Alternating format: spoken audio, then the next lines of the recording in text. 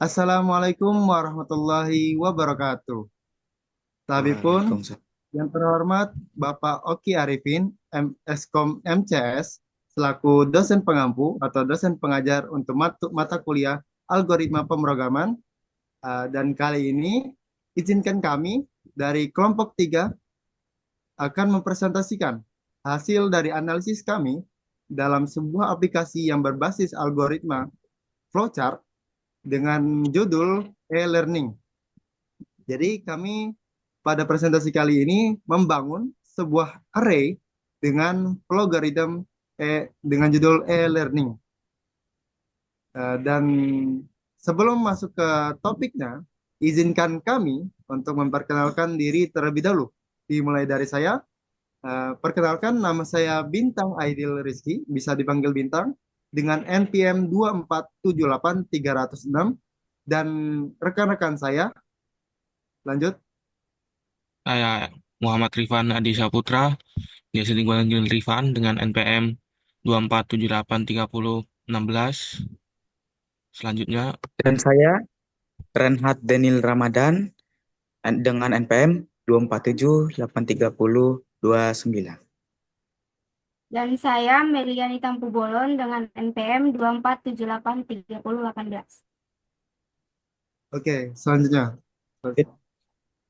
Baik, dalam presentasi kali ini, saya akan menjelaskan dalam 3 hal. Yang pertama itu adalah tujuan dari e-learning ini, yang kedua adalah karakteristik, dan yang ketiga ada contoh-contohnya, dan yang keempat ada manfaat, kelima fungsi, dan keenam itu adalah contoh flowchart yang kami buat kemarin. Oke, next.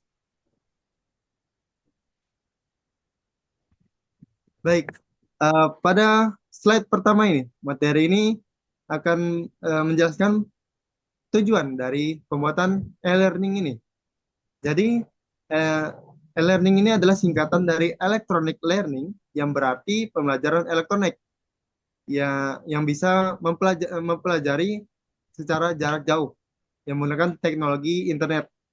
E-learning ini juga membuat pendekatan pendidikan yang memanfaatkan media digital dan perangkat elektronik untuk menyampaikan pengetahuan dan keterampilan.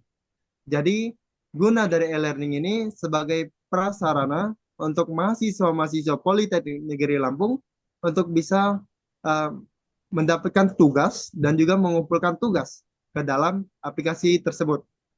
Baik, next. Dan selanjutnya akan dilanjutkan oleh rekan saya selanjutnya. Oke, yang selanjutnya itu ada karakteristik. E-learning juga memiliki karakteristik. Yang pertama itu ada akses fleksibel, yang kedua berbasis teknologi, yang ketiga mandiri atau terstruktur, yang keempat beragam konten, dan yang kelima ada evaluasi dan monitoring. Oke.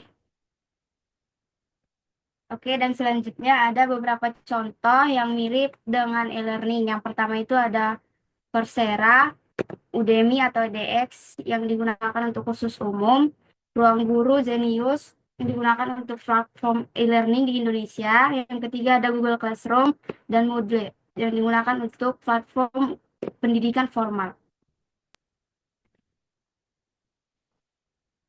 Selanjutnya, saya akan meneruskan itu manfaat. Manfaat dari aplikasi e-learning ini adalah untuk menghemat biaya yang dikeluarkan oleh program studi atau program pendidikan. Yang kedua, mempermudah interaksi antara peserta didik dengan bahan atau materi, peserta didik dengan dosen, guru, instruktur, maupun sesama peserta didik. Ketiga, memudahkan guru atau dosen atau instruktur untuk melakukan pemutakhiran bahan-bahan belajar. Lanjut, fungsi. Fungsinya itu meningkatkan interaksi. Dari meningkatnya interaksi ini, kita bisa berinteraksi dengan dosen, terus guru ataupun teman-teman lainnya untuk menyampaikan pendapat kita terhadap materi yang kita ketahui. Lalu mempermudah interaksi, sudah jelas pastinya mempermudah interaksi. Lalu jangkauan lebih luas. Jangkauan lebih luas itu kita bisa dari rumah maupun kita di berbeda pulau pun bisa berinteraksi melalui aplikasi e-learning. Selanjutnya. Oke, untuk flowchart-nya sendiri kita gunakan declare username password, lalu array n3 integer i, lalu array nilai 3 mengikuti mata kuliah, lalu output login, lalu masukkan username, input username, lalu masukkan password, lalu input password. Setelah itu output masukkan jenis mata kuliah, analisis algoritma, logika informatika, PTI, pengenalan, dan lainnya. Lalu input jenis mata kuliah. Setelah itu kita menggunakan for untuk melakukan percabangan. Untuk for pertama untuk mata kuliah analisis. Setelah itu kita menggunakan perulangan untuk mengulangi data yang akan dikeluarkan. Setelah itu kita masukkan i sama dengan 0 sampai 2. Setelah itu kita pilih output kumpulkan tugas ke dan i plus 1. Setelah itu input.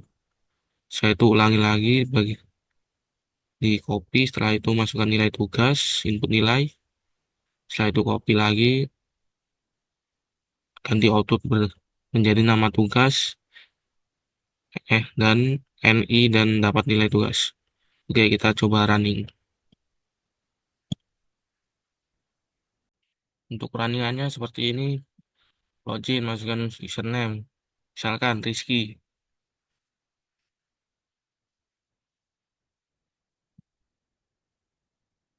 Lalu masukkan password 1234. Masukkan jenis mata kuliah, misalnya analisis.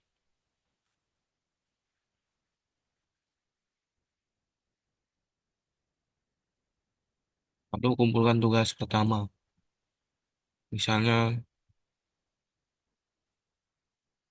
kuis. Selanjutnya laprak